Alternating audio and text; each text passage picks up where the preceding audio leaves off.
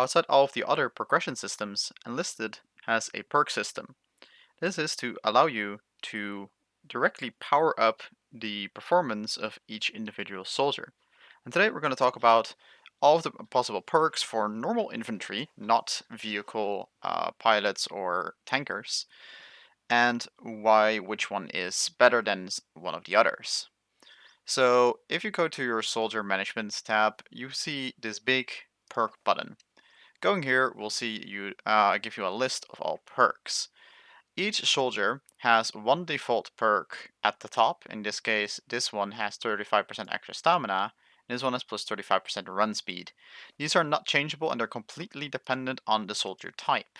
For example, an infantry 1 may have the extra speed of decreasing shot spread after quick turning of the firearm, while the rifleman 2 might have a higher run speed. So do take note of which soldier type you have, because that's going to be this slot here. The next up, each soldier has one perk slot for a perk for every level it has. So this one is level 1 out of 3, you can see here, and it only has one perk. Now these are level 5 and have 5 different perks. The perks each have a certain perk cost, and each soldier has a capacity, which you can see right here. You have the boots for mobility perks, you have the heart for vitality perks, and you have the fist for firepower perks. And well, they're pretty straightforward. The vitality perks affect your health and sprinting time, duration, basically your stamina. Well, the boot one increases your mobility stuff, and the fist one increases your firepower related perks. So each perk has a perk cost. So if I go to the list of total possible perks, you can see here all of the different boot perks, the different fist perks, and heart perks. And each of them has a different cost, kind of corresponding with how powerful these perks are. On top of them are certain ones being free. So the free ones are 150% cheat of changing pose, which means the speed at which you change from, well, for example, crouching to running, or stopping to start changing your weapon, not actually changing your weapon. That kind of stuff, like the transitions, are almost tripled in speed, but they are very short, so this is not a very effective perk. The second free perk is plus 50% firearms changing speed, so you change weapons 1.5 times faster. However, what it doesn't say here is that this perk also affects swapping speed to grenades and your knife. So this one is actually really useful in terms of the free perks. The last one is the plus 100% stamina regeneration speed, which affects how fast your stamina goes back up. Which, while it is decent, it's about as strong as the firearms changing speed. So if you got a free slot, you kind of want to choose between those two, really up to what you prefer. However, I myself actually often prefer the firearms changing speed perk here. Again, up to personal preference. That said, we're going to go into the mobility perks first. So the first one, costing 3 mobility perk points, is plus 60% movement speed while crawling or crouching. And this one is only really useful in two scenarios. Either when you're sniping, where you are basically always crawling or crouching, or when you are shot into your downed state. Because this movement speed increase does affect you when you're in the downed state, allowing you to really quickly get into cover. However, if you don't really want to rely on that, there's actually a better perk that affects you in your down state, which I'll go into in a little bit. So this is an overall decent perk, but it's a bit too narrow to be used. I wouldn't really use it outside of snipers or other soldier classes where you kind of expect to crawl or crouch all the time. The next step at 5 perk point costs is the 40% maximum jump height, which is actually kinda useful in certain scenarios. Once again, it's a very niche perk that allows you to jump up to certain spots that you would otherwise not be able to. And it's only really useful in those parkour scenarios. However, because your soldiers don't exactly follow you around, you're gonna have to get this perk on each soldier that you want to parkour with. And that is a pretty significant requirement, so you might as well just not get it and get an engineer instead and use the little buildings that it can give you, like either the sandbag or the tank trap, to give you the extra jump height you would otherwise need. So it's really not an essential perk, it costs quite a lot, a bit too narrow to me, so I would kind of avoid this one. So at 6, there is plus 10% run speed. And this is kind of where things get weird. In Enlisted, there's no walking, there's only running and sprinting. Running is the speed at which you go without using your sprint. So plus 10% run speed affects your normal walking speed basically, but it does not affect your sprint speed. And that's kind of problematic because ideally when you're moving around, you want to be sprinting. So at that point, it's useless. So yeah, that combined with the high cost, and again, there's more useful um, perks in the mobility tree anyways, I would kind of avoid this one. At 7, there's a plus 100% climbing speed. Another one of those perks is only really useful if you really use climbing a lot. A lot of these mobility perks you're going to notice are really narrow, and with its cost, I would kind of avoid it, because next up is at number 8 cost, plus 75% medkit usage speed, which almost doubles the speed. Well, actually, this is a really weird one because it says plus 75% usage speed, but it's actually minus 75% medkit usage time, which is a huge difference. Like, let's say if it took 10 seconds to do something and it was plus 100% speed, it would go down to 5 seconds. But if it's minus 75, it's only down to 2.5 seconds, and medkit usage also includes when you're downed. And when you're downed, it takes 8 seconds for you to apply a medkit. So minus 75% speed time leads to only 2 seconds for your shoulder to get back up. That is almost as fast as certain slower bolt actions can fire. So you can actually get up before they can really get the second shot in, especially if they're not like pre-aiming you to really shoot you as soon as the bolt is cycled. And it's an absolutely nasty perk, especially combined with a certain vitality perk we're going to go into in a little bit later. This one is absolutely essential to have as soon as you can get it. It's an extremely powerful perk, and you would very rarely trade it out for anything else. Then next up, we have 2 more perks. At 12, we have plus 20% weapon aim speed, which only affects the time at which you aim down the sights from hip fire. It costs 12, costs a lot, it's not very useful. However, on a rank 5 soldier, you're often going to sit with around 20 of the mobility perk points, so you might as well take it alongside the medkit usage speed perk. And then lastly, we have at 16, plus 15% sprint speed. While it is extremely useful for cap rushing, you might actually only want to get like one guy, the guy you spawn in first with this perk, and the rest with the medkit usage perk, so you can just quick cap a capture point, like in conquest mode, so you can rush to the middle cap. But for the rest, like the medkit usage speed one is so busted that this one with its cost is kinda taking the backseat here. So next up is the vitality perks. And of course, we had the extra stamina one, and then at 3, we're gonna start out with breath holding time while aiming. This one is purely personal preference. If you like aiming for a long time and like holding your breath while doing so, this might be a perk for you. Other than that, it's not really too useful. At 4 cost, you have the minus 50% effect of head shaking caused by nearby explosions. This only affects you if you don't die from the actual explosion, which can be a bit of a requirement sometimes, knowing how splash damage can very often kill you. This doesn't come into effect, like it's the shell shock effect basically. It doesn't really come into effect that much, maybe like once or twice a game.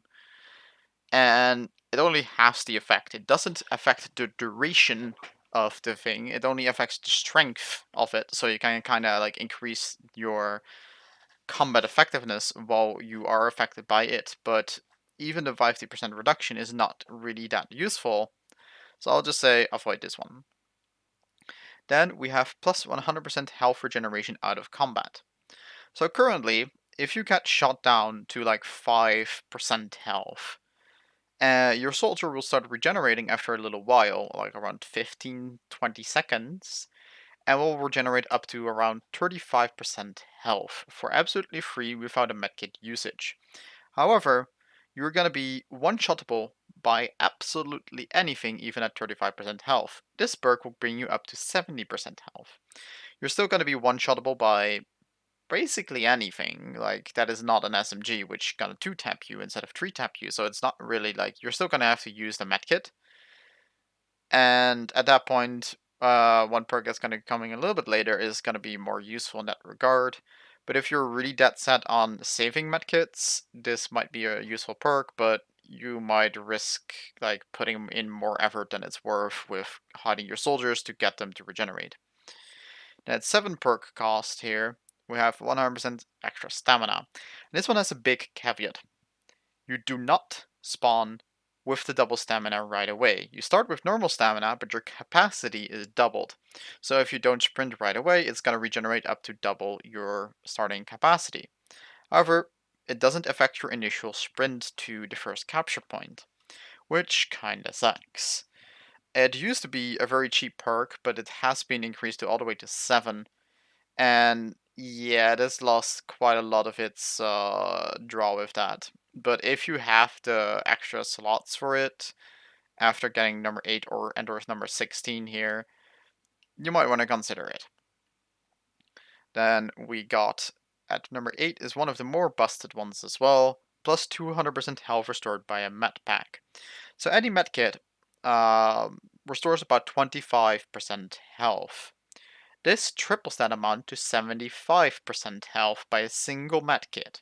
Combine that with the 75% medkit usage speed, which again is minus 75% medkit usage time in fact, makes you able to basically restore any soldier to full health in 2 seconds. It is really, really busted. These two perks combined are near godlike, and if you can get both of them on the same soldier, do it. That is drastically going to increase the longevity of your soldier. However, it's also drastically going to increase you wanting to use the medkit backpack instead of the grenade backpack. So if you check your weaponry, I have the large backpack, which allows me to bring up to 4 inventory slots with medkits. You want to use that one instead of the grenade pack, which gives me 3 grenades otherwise. That's something to keep in mind. If you run a grenade spam, you might want to go for the other perks that we're going to be talking about later. So health generation out of combat, again, that's one that would be useful if you don't want to get all of the med kits. Anyhow, back to 11, aim stability with firearms after receiving damage. So if you take damage by any weapon, and the main one that's going to be affecting you is actually SMGs or pistols, you're going to flinch. However, most weapons just kill you outright. Semi-automatics, down you one shot, most of the time unless it's long distance or a limb shot, and bolt-action rifles down or kill you in one shot as well. So in both of those situations, this perk is completely useless. However, in an SMG versus SMG fight, having this perk and not having this perk is huge, because it is another, it says plus 80% aim stability, so it's almost double it says, but it's another one of those minus 8% actual reduction in the effect. So the effect is only 20% as strong as it is originally, so you basically have no flinch at all. And yeah, having flinch or not having flinch when you're both shooting each other is going to be a big difference, especially because the flinch effect is quite strong and it can actually knock you off target entirely instead of hitting like a different part of the body. Yeah, if you really are seeing a lot of infantry for, SMG versus SMG fights, you might want to consider this. But the health restored by Medpack perk is overshadowing it by a huge margin because it's way more useful and not as niche as this one. And of course, the niche also comes at the cost of 11 vitality, which generally locks you out of using the health restored by Medcat perk. Then lastly, we have the plus 35% vitality perk. Vitality stands for soldier health. So this just directly increases your health by 35%. And for this, I actually have to explain a little bit about the health system. So each soldier has 10 health.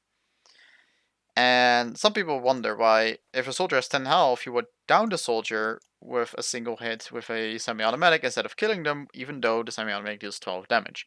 That's because there's an hidden extra 5 health that are part of the down state.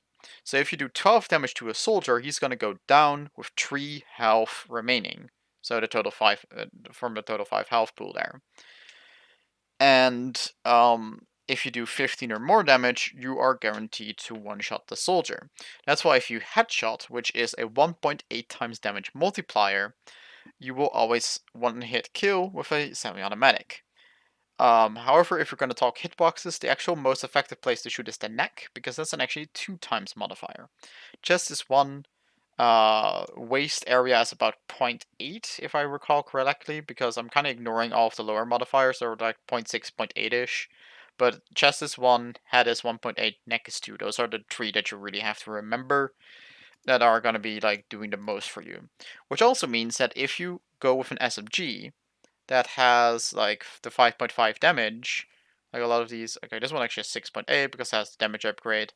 But the ones that do less damage, you might want to aim for the neck instead of the head to guarantee that one hit down.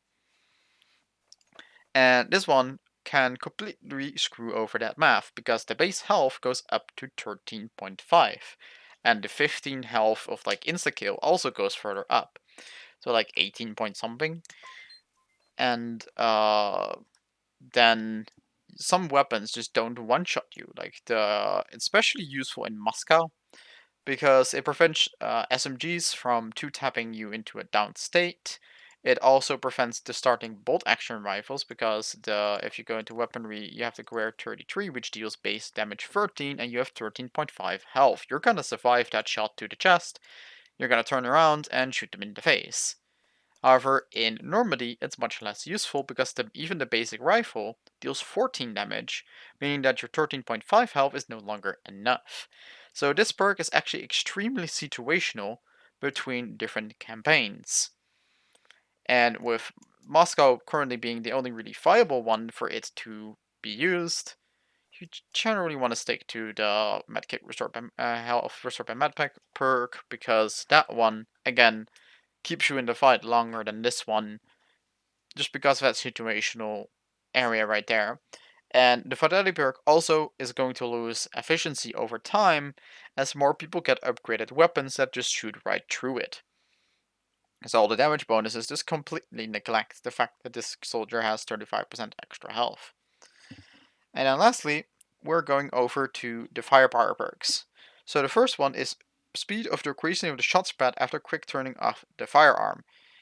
That is a really big mouthful.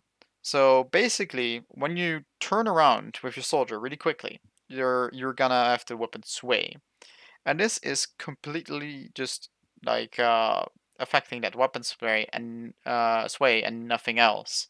However, the weapon sway is kind of insignificant, all things considered, and you're gonna be pretty accurate even if you spin around. So this is like really like not required to have at all, even if you're just hip firing and spinning all over the place.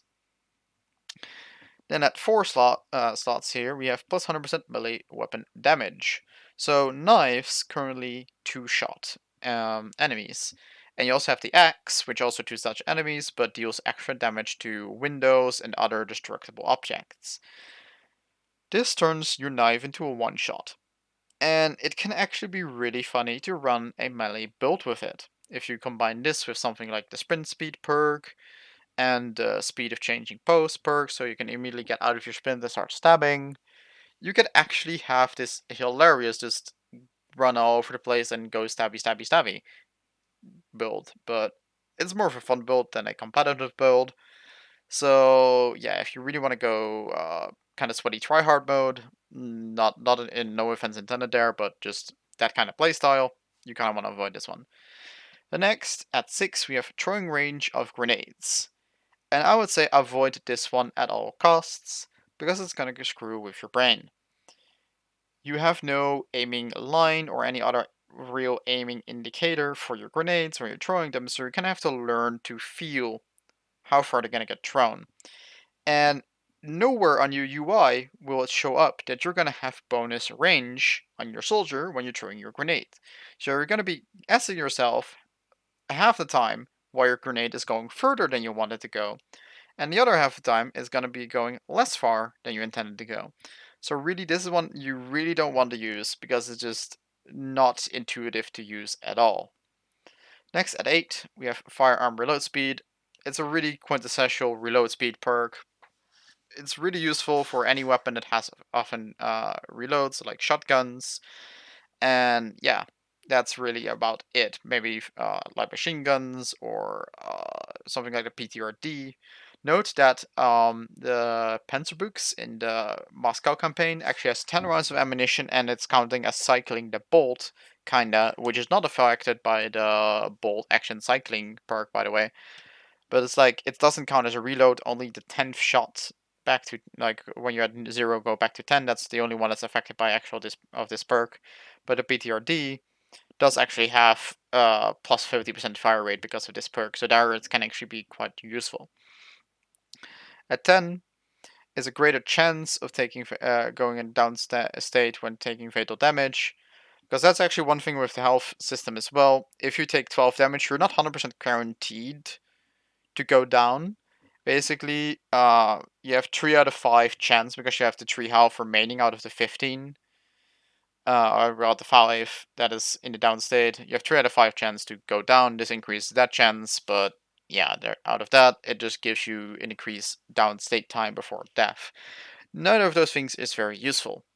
If you, like, with a semi-automatic or a SMG, you're very likely to get downed on, like, either the first hit of the semi-automatic or second with the SMG because they just barely deal over 10 damage. And with bolt action rifles, you generally die on one shot anyways because they generally do, like, especially upgraded, they do above 15 damage. In both these cases, the greater chance has literally like no effect out of making you die maybe once every 20 times you get shot at. Less, but yeah. And the downstay time, again, if you have the medkit user speed, you get up instantly anyways, so that's completely useless. Next, we have a completely bolt action related perk at 12 point cost, plus 12% firing rate while using bolt action rifles. This does not affect, as mentioned, the Panzerbooks, the anti-tank rifle, because it's kind of what is a tank rifle, not as a bolt action rifle, even though it does have like a cycling animation. That is not affected at all. But plus 12% firing rate actually stacks multiplicative on top of the fire rate bonuses of the weapon upgrades. So if it's plus 10% and plus 10%, is basically going to a total of 121% firing speed, because the first perk is going to increase it from 100 to 110. The second one is going to be 110 and takes 10% of that, which is 11, goes to 121. So if you already have a bolt action fire rate perk and you already have a fast firing bolt action rifle, grab this one for absolutely rapid fire donking on things. The next is 14, minus 40% vertical recoil while standing. This last part, while standing, is key here. It doesn't affect you when you're crouching or are prone. So in case with light machine guns, you're actually gonna see higher recoil when you're crouching than when you are standing if you have this perk on, which is kinda wacky. But it's still gonna be a thing there, so keep that in mind. That said, minus 40% vertical recoil is gonna make you basically almost only have horizontal recoil. And it's entirely up to you whether you can control horizontal or vertical recoil better, because there's also at 16 a minus 30% fire horizontal recoil while standing reduction. Both of these are very useful, especially considering the rest of these perks aren't too useful outside of the bolt action perk and the reload speed perk. So you kind of just want to get one of these, and there's that. That's basically just it for these. Honestly, I want to talk a little bit about how to get the right perks for your soldiers. So you might notice here I have 1 out of 17 slots remaining for Vitality here because of 16 and 0. So that's how this is actually like symbolized. If you, this is how much you have left. you might think like, hey, I didn't get bad rolls. Is my soldier useless now? It is not. If you maxed out its level, you can actually level it up beyond the max to get these retraining points. And you can spend these retraining points on rerolling a perk. So I can actually just, hey, want to spend a returning points changing the perk? Yes, I do. Then I get these rolls. I can actually get my keep the old perk or get one of the other ones. But one thing to keep in mind here is you have to change out one perk for the other. So I'm gonna keep this perk right here. Because if anything, I want to get the extra medkit effectiveness perk there. And so it means that, of course, you cannot go over your limit using these rerolls. You have to reroll one of the vitality perks if you want to grab more vitality perk slot capacity. So I'm gonna reroll another time here. And okay, I didn't get the one that I wanted. I'm just gonna keep this one. Note that there are ways to just directly buying a retraining point using enlisted gold. There's also the ability to reroll what set of perks you get here. However, changing the set is way more expensive than just buying another retraining point, so I advise just buying retraining points if you ever decide to do that. That's it. That's basically all the information I want to give here. Again, I'm not including vehicle perks because I haven't really had the chance to play around with those too much. And I want to get some more info on those and do a separate video on those. So that's it. I hope you guys all found this informative. Maybe you learned something. If you got any questions, put it down in the description, in the comments down below. And I'll see you guys all in the next one.